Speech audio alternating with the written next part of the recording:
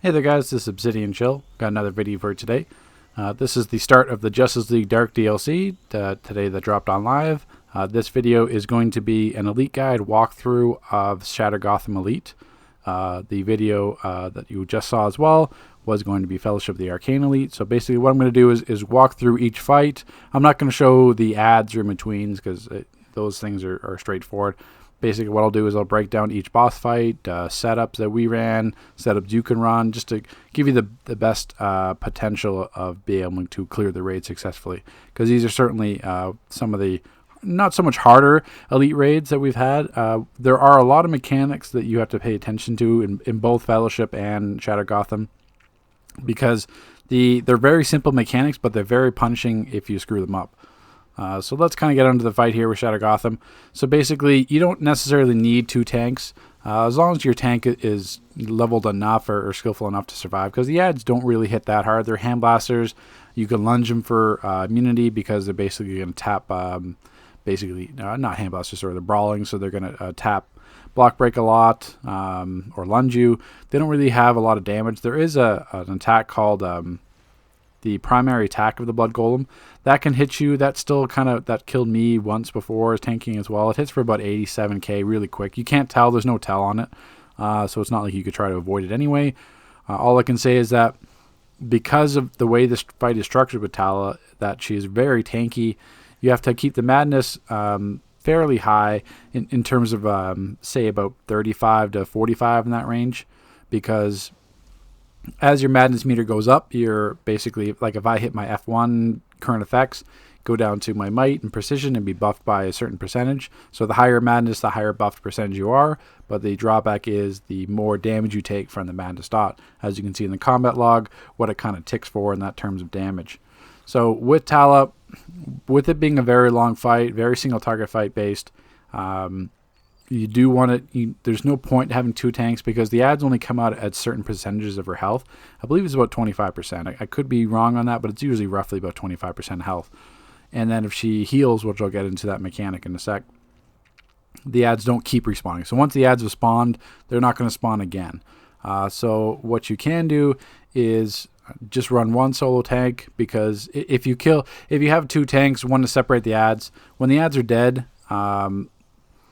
there's nothing for that tank to do besides just sit there for like another, a few minutes before you got to get Tala down. So you're not really doing much assisting the group there. Because the other thing as well is if you take the ads and separate them from Tala and just kind of keep them out, they're going to keep spawning, so then you've got even more ads on you. The ads do have the possibility of targeting the group with that primary Blood Golem attack, which will basically one-shot a player or nearly one-shot them. And once again, there's absolutely no tell. You can't see it. You can't call it out. It's just like a red energy ball that's fired at them. So it's best just to run solo tank and then just have the ads save orbitals, saves supercharges for the ads when they're out, because they don't really have that much health. So let's get into the primary mechanics of this fight, because there are a lot of layers to this fight. So as you've seen so far in this video, there's been moments where this kind of purplish blue beam has come out. Basically, that's the Devourer, the Harbinger of Devourer, the Paradox Tyrant reskin. Basically, you'll see him finally float in the air. He'll have launch those blue waves. And basically what that is, you see, basically right now you see the wave, you see that kind of electricity arcing across it. So if you're standing in that way, it's going to hit you about 30 to 50k, I think, in that range. It's not going to one-shot you unless you're like really under-geared, but or like a healer dies or completely misses it. It's going to knock you back. So you don't see me getting knocked back because it's fire. Since I'm using Absorb Heat and Heat Vision, there are channels, and also got Mass Dead on. I'm running Empowered Channeling, so I'm not going to get knocked out of that, but I still take damage. And any other player that's standing in between or in range of that blue aura or blue strafing run, whatever you want to call it, any player within that zone is also going to get knocked back and take damage. So you want to avoid that, that's for sure. Now, the other thing as well, the other layer to that, Tala has her Meteor Strike. You'll see that throughout the fight as well. They're going to spawn above the player's head. This is what you have to watch out for, because it's a one-shot. You can't just block. You're going to have to roll, And the issue is that when you roll, the radius of the meteor strike, the actual radius of the damage, is wider than the animation. Think of it like the nuke from Ultimate Soldier Elite, where it extended a little bit beyond the actual animation and what it showed. And because it's above your head, you don't really have animation on the ground. So the best way we found was that don't try to block it. Amazon Deflection can tank it. Like if you're a tank running an Amazon Deflection and you can't roll all the way, then that's fine. Use Amazon Deflection. But what you can do, put Tumbling Mastery on. The normal roll of a player will not get you, because basically the meteor strike always spawns dead even above your head. So it's not going to spawn like to your right or to your left. It's going to target you and spawn above your head. So that way, if you normally roll without Tumbling Master, it's not going to be enough distance to cover the roll or the animation of the damage. But if you Tumble Master out of it, which is the foot mod from your generator mods, if you have Tumbling Master in, if you roll with Tumbling Mastery, you will not get hit from that damage. So this is the meteor strikes is the number one thing that the group is going to have to get used to, because it's going to happen quite frequently. It's going to target multiple players. So if you bunch up, then that's 3 players that the meteor strike could hit. So if you go for a supply drop or an Eye of the Gemini, you run into the issue of the meteor strike happening then and taking out multiple players. So that's a very simple mechanic that everyone's going to have to get used to right off the bat and coordinate around, because you can't die to that meteor because there's so many other things in this fight that can kill you. You can't die to something as simple as a meteor strike where you just have to roll. So it's going to be an issue, say, for like your atomic or any kind of combo powers, or say like heat vision. You can't move when you're in it. Absorb heat you can, but say heat vision you can't. You're going to have to cancel it and move out of the way, because you have to react quite quickly. Once you see the meteor above your head or have the group call it out, you've only got about a few seconds to react. It's like you don't have enough time to hit a power and then roll. You pretty much have to roll as soon as you see the animation. You don't have much leeway in that sense. And you can't just like walk out of it, because the radius is, like I said, wider than the actual animation. The next large issue with this fight is that Tala has her self-heal mechanic. So basically, it's similar concept to the Ultimate Soldier with his heals. What it is it's not a skull attack. Tala's going to have an animation where she basically puts her hands out in front of her. You can kind of see it right there if you're paying attention. She basically does the absorb heat animation, which is kind of awkward for our tank because I'm running absorb heat. So it's the same animation of when you see me do absorb heat. She basically puts her one hand in front of her body and she can be lunged. Now, basically, what she's doing, it's actually pretty much exactly absorb heat. What she's doing is healing back the basically what she damages the player that she targets, which is going to be the tank. So you have to watch that very closely. In here, we just had basically our group set as well. I was a fire tank, and Evil Soma is an earth tank as well. So we're not even using like Ice or Rage, which is going to be the Photom tanks for these DLCs. We're choosing earth and fire, which is not the typical setup you'd see. But that's a side point. So yeah, essentially besides the meteor strike, the second most thing you have to get used to in this fight is the healing mechanic. If you give her Tala blue, if you have a healer and a controller keep clipping lunges and they accidentally give Tala blue and she does her healing mechanic, you can't lunge her.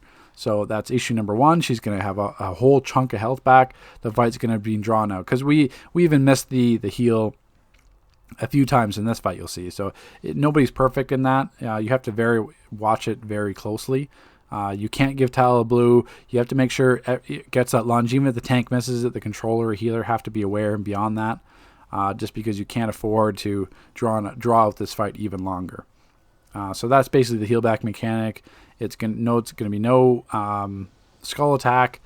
That it's going to happen randomly. It's just going to be the absorb heat animation where she kind of pushes her hand forward. So her other skull, the actual skull attack she has, which you've seen kind of throughout this video clip so far, is going to be her fireball attack. Now, if you remember Machine, I guess it's Machine Reg or Machine Elite, basically Starfire, if you have the cannons on the side of the rooms that fire out the mechanics, they fire out those little fireballs. What that is basically it's going to come out in an arc, basically a 100-degree arc. It'll basically fan out. So what that means is if the tank is standing in front of Tala when she does that fireball attack skull, you're going to get instantly killed because all the damage of those fireballs is going to be concentrated on you because you're right there in front of her. If you're not there, as you can see throughout the clip, the fireballs come out, they hit you, they'll knock you around so they can knock you into other fireballs. They also hit some decent damage as well, so if your healers aren't on the ball with that, you can certainly die. In this healer fight, we have a nature bug healer, and then we have an electric healer for burst and heal over times, as well as the bug form Gemini, which is the one thing they haven't fixed yet in terms of the Eye of the Gemini. So basically, with that healing mechanic on top of the Fireball Skull, the Skull you can actually call out and watch out for. Basically, the only defense against that is just be ranged. The closer you are to her, the more damage you take from the fireballs. The more spread out with they are, you're only going to hit by one. You could dodge it completely or block it. But that's essentially what it does. It's going to hit you, it's going to explode on you, knock you around, and do some damage. So going back to the madness mechanic, as you can see in my combat log, you can see the type of damage, like around 45 to 50 madness, you're taking about 9k to 11k range, basically every time the madness ticks. Now that's basically, the madness only serves to keep current damage on you. It affects pets as well, so Brick could die. Robot Psychic could die sometimes as well. But essentially, it's up to the healers. If your healing group is comfortable keeping the madness meter higher, like in the 35 to 55 range, then do it, because obviously you'll be doing more damage, which is why we did it. But if it's too much of strain on your healers or too much of a strain on your tank, then you're going to have to keep it in like the 15 to 20 range, and then the madness tick would be somewhere around, I think it's like 4 to 6k or something like that. So same kind of concept as the Terra gas from Hive Elite or Hive Reg, Hive Elite, but except the madness doesn't go away. The only way to remove it is basically have Shazam's cog. So basically when Shazam's cog is up, have a player turn it, but that always lowers the madness. So if you want to keep your madness going up, then you just don't touch Shazam's cog. You basically just ignore it. So let's kind of see here. We've covered the meteor strikes. We've covered Tala's healing back. I guess there's another random attack. It has no tell. It does a lot of damage, but it doesn't one-shot. It was on test. It's called Tala's Incapacitating Curse. It's a purple beam that'll stun you. Sometimes it stuns the tank. Sometimes it stuns you. It's basically like a hard stun that does a bit of damage. I think it was like 30 or 40k damage, depending on the player. So once again, that's something you have to watch out for. You can't block it. You can't really worry about it. You can try to block it if you can break out and break out of the stun fast enough, but it's more just for healers, being aware that if you see this like purple beam on your screen, then just kind of put out another priority heal, because they'll be taking some spike damage. But yeah, that's about it. So we've got Tala's Skull Fireburst, Fireballs. We've got the Tala healing mechanic. We've got the madness mechanic. We've got the incapacitating curse. We've got the blood golem adds primary attack covered. You can keep a healing debuff on Tala. It helps slightly, but like I said before, it's like Ultimate Soldier Elite, where even with the healing mechanic or healing debuff on, it's still going to heal back through. It doesn't matter if it's Amulet of Ra or whatever. It's still going to heal back through it, because it's actually a health-based mechanic, not just like healing back over time. So it doesn't really matter if you have the healing debuff helps, but it's not going to be consequential at all. So besides that, it just comes down to DPS burn, and basically it's surviving. Like, the fight itself is not hard. It's just surviving the fight. You're basically always rolling out of the meteor strikes, always lunging Tala at the correct times and not giving her a blue, watching out for the strafing rounds, watching out for the ads when they come out. That's essentially what this fight boils down to. But it's certainly the most difficult fight in this raid. It's going to take you the longest. The kind of hypothesis behind that is where there was a lot of feedback where groups will go in and just farm the first 2 boxes of Elite for Renown and then kind of skip the final boss, which is usually harder. Both these raids, the first boss is actually harder or as hard as the final boss, so it's kind of like backwards from that concept where you can't just go in and farm the first boss for Renown, because the first boss is actually hard or even harder. But that's about Tala. I think I've gone on for like almost 15 minutes with this commentary, but that's pretty much it. As you can see, basically it's just getting used to Tala's mechanics. That's all it is. It's completely on the group. It's not like you need an OP group setup or you need precision DPS or whatever. It's you can have any type of DPS in there. If they're not paying attention, if they're not blocking the ads, or not rolling out of the meteor strikes, you're going to have a bad time. But other than that, it's just getting used to the mechanics. That's all the fight is. So we'll pick this up at the second boss. Thanks for listening so far, guys.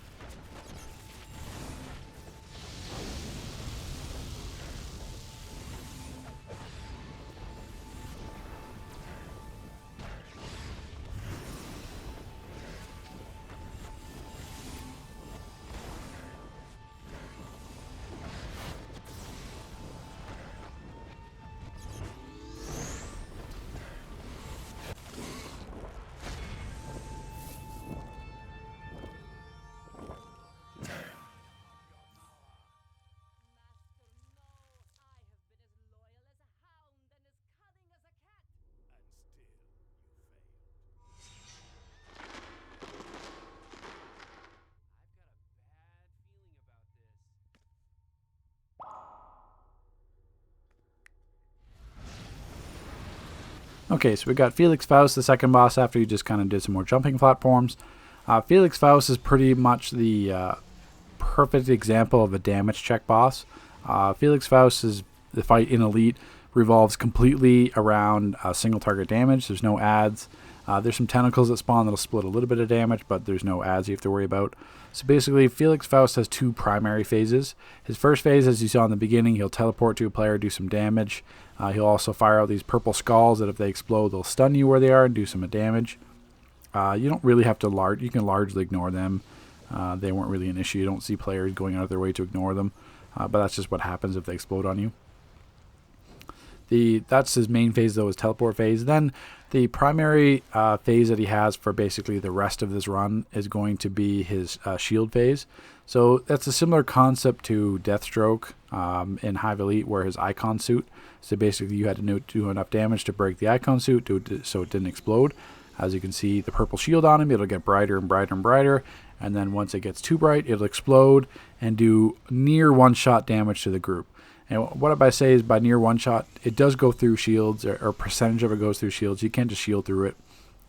Now, if you got hit by like the strafing run, if you got hit by the madness tick or a tentacle at the same time, you're probably going to die. As you see later in this attempt, a few of us died to that explosion. So basically, best practice is you can try to do solo heal. Most like Platts, for example, did a solo heal and didn't have an issue with this fight. They're also precision, but solo healing gives you the best potential to clear this. The reason why we did two is because, as you can saw, the tentacles just spawned. Now, if you are standing all around the tentacles and they're hitting you, almost killing you, if the shield is up like it is now and the tentacles spawn, you have to move out of the way of the tentacles. You're not going to get enough damage on Faust to kill it. As you can see, it even exploded right there on us with the tentacles up for 88k. So that's the issue, where if you lose damage on Faust, if someone dies and you have to pick them up or you have to roll away, you're pretty much losing the damage on Faust to break that shield, because it's that great. But ideally, if you can run 5 DPS, like as you can see right now, the overcharge hit, as well as I got the soul catcher damage for 22k, so it's basically a one shot for me and a few other players. I think we got everyone rezzed and can continue on the attempt here, but that's what it is. So if you get hit by that damage and then something else, then yeah, it's going to be a lot of damage that you can't have. So basically, the best practice we did in this setup with 2 healers was to run in groups of 2 to run orbitals. So it'd be me and another player would be an orbital, then the next 2 players would get it, then the next 2, then the next 2, and then basically it was about 2 orbitals to break the shield on top of our regular single target damage, which in here is I think 2 nature gadgets and a fire. Gadgets, 2 natures and a fire in terms of single target might damage, which is no slouch for power set wise. If you have bad single target in your group, you will struggle in this fight, and there's no way around that. This is completely about damage. It's a damage check. So like I was saying, once the orbitals are on cooldown, what we did then was supplies and supercharges. So we didn't use any like Neovenoms or any power set supercharges, Bunker Buster, whatever. We didn't use that while we were doing the orbitals. We just did regular single target damage and 2 orbitals. Then once the orbitals were on cooldown, we did supplies and then supercharges on top of that. So the shield does break or does explode a few times on us because we didn't have enough damage or we didn't have enough Geminis or supplies or whatever. But that's all you can really focus on. Ideally, you want to solo tank it, and 5 DPS just to give you a much better chance of breaking the shield consistently. But if you feel like you can't with the Madness Dot or the Tentacles, then you need to run 2 healers, but then you need to coordinate orbitals. So this fight will be a little bit annoying in Pugs, because if you drop 5 orbitals all at once on Faust when he does his first shield, yeah, it's going to break, but then what are you going to do for the other 14 shields? Because as you can see, he does the shield, we explode it, he goes back into the shield, back into the shield, back into the shield. So basically he spams this shield phase for 5 minutes straight basically. Basically, it's the Amazon deflection animation. Sometimes I've seen that the purple shield didn't register for some players. They couldn't see it. So basically, it's when he blocks and does the Amazon deflection animation, you can see it, and then it'll get brighter. Someone can call it out. But as you can see, even with our damage, with no orbitals, we're still losing players, still dying to it, with keeping the Madness Dot around 34, which is, as you can see, is only 7k tick on it. So it's a very large damage check in the beginning. As this DLC goes on and we get better gear, then of course it won't be too bad. But in the beginning, this is certainly a challenging aspect if you don't have high single target damage in your group setup, by means of precision or by power set. So you want to make sure 100% you have single target armory set for this. You want to have some group communication with orbitals, because you're going to need those as well. Dead King Scepter if you have that. Some single target supercharges if you can master that, but that's essentially what this boils down to. There's no, there's no danger to the tank in this fight. The tentacles hurt the group, but like I said, that's why we had 2 healers. But the most important aspect of this comes down to just single target burn on Faust. So we'll pick this up at the next boss here, guys.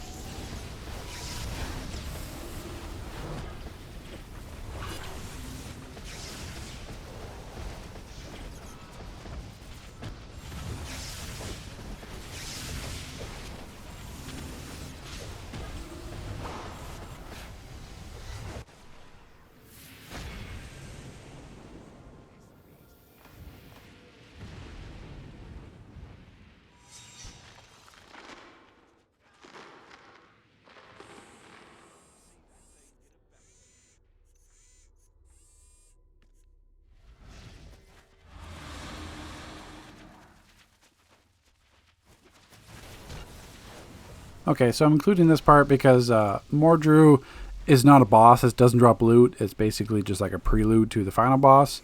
But, you know, there are some mechanics nonetheless to this. Madness meter still applies. That applies throughout the entire raid, except it ticks faster in the final boss, which I'll mention later. Mordrew, really straightforward. Same mechanics as Faust and Fate, where he handblasts, fist slams, teleports around. Really, the only difference with his mechanics are he uses the Crime Bible, the Mark of Cain, and one other attack as well, the third one, the third artifact. These are the only things you really have to watch out for. Mark of Cain is more obvious. It basically puts like this red sigil on a player, and they have to block or they're going to die. As you can see, one of our healers dies to the Mark of Cain. The Crime Bible puts this kind of like blood aura around you. I'm not entirely sure what that does. I believe if you get close to a player, it basically just does damage to them, kind of like a poison aura. Basically, the Crime Bible is just going to put this blood aura on you. Just block it out, stand in the back. It's fine. Don't worry about it. I would just move away from other players. The third one, I don't think it does really anything. Or the tentacle spawn as well. But as you can see, Mordrew's health is completely burning down. The Mark of Cain can kill you. The blood, like Mark of Cain, you can see there, Serene in the top right, the Mark of Cain logo. Just block that out. Even though she was blocking, she died. So it's most likely a damage check as well, in term, or gear check, I should say. But so as you get higher gear or higher health, that may not one-shot you, but you definitely 100% have to block the Mark of Cain. The Crime Bible, just, you know, don't go near that player with that aura, or it'll kind of proc and explode. The third one, I can't remember what it does, or even if it does anything. It didn't really proc on test much. It didn't proc on live. It was just Crime Bible and Mark of Cain. But yeah, Mordrew's health completely burns down really quick. Simple fight. That's why it doesn't drop loot. Really straightforward. But it goes very quickly, and it's basically just like a lead up to the final boss. That's all it is basically just like a cutscene fight. As you can see here, it just takes a couple minutes. And even faster when you have proper gear. But we'll pick this up at the last boss here.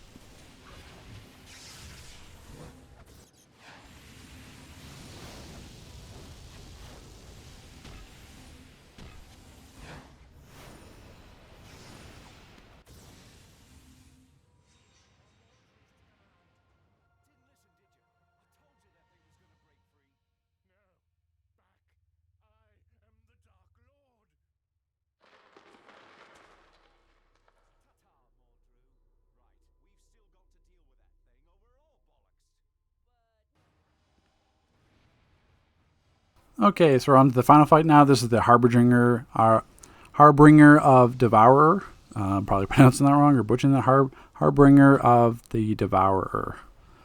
Basically, this is a Paradox Tyrant reskin. Does the exact same mechanics, just with some different animations. So if you know Paradox Wave or you've done that in the past, you know exactly the same fight. So we'll kind of go through quickly the mechanics for that. It's more on the tank or someone on the group as well. So basically, he's going to roll once. You can see the huge roll animation. He's going to basically roll in one direction. The Paradox Tyrant rolled 3 times. This guy rolls 1. Don't be in front of it. Don't be behind it, because in front of it, you're going to get knocked back and hit, just like the healer died there. As well as if you're behind it, you're going to get hit by the thrusters or his afterburner, which is going to kill you as well. So don't be behind it. Don't be in front of it. Just get out of the way.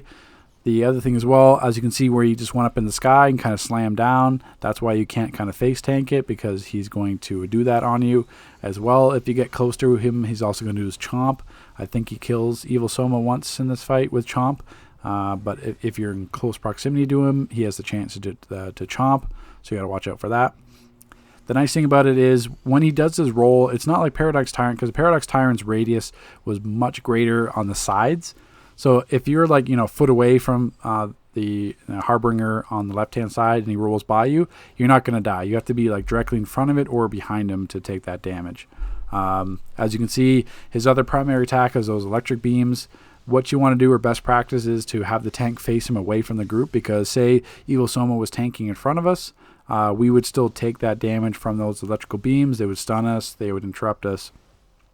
But so as long as the tank is facing him away from the group or positioning that wise, that electric beam is not going to hit you. He's not going to turn around and diaggro and do it. It's going to be focused on the tank. So that's why you want to make sure that you're to his back or the tank is facing him the other direction, just to save you some DPS time. As you can see, it's a very quick fight. The madness ticks a lot faster here. As you can see, even with like a 55-60 madness, it was only like 12k damage, which is not much. The biggest thing is that it's a bit smaller of a room, so you got to watch his roll. But that's basically it with him. He's going to roll once. In front of it and behind him will die. He's going to teleport slam. He's going to do those little like white balls that fire out that can hit you. Those I didn't believe were one-shots, like the ones you just saw there. I'm not sure, did I? No, I didn't even see anything in the combat log there. So once again, those are just probably something extra, but I don't think they're one-shots at all. They're just little grenades. But yeah, other than that, he's going to have this electrical beam. He's going to have his chomp. He's going to have the teleport slam, those weird little stun balls that he does, the grenades. And that's pretty much it. There's no tentacles this fight. There's no ads. It's really just a straightforward burn. Yeah, see right there. Hitachi girl, I think, died to the chomp. So the chomp can be proximity based as well. That's why this is a range tank fight. This is a range single target fight. You don't want to be close. As you can see, I just died from his knockback damage. The radius on that one is quite large, so you want to spread out. That's about it, best practice wise. It's very quick fight. This entire raid, once you get past Tala is basically the hardest part of this raid. The first boss is definitely the hardest. After that, it gets progressively easier. Faust is a little bit harder, but the final boss is actually the easiest compared to the first, kind of like backwards like that. But that's pretty much it, guys, here. As you can see, we're completely all might DPS in this setup. There's no prec damage.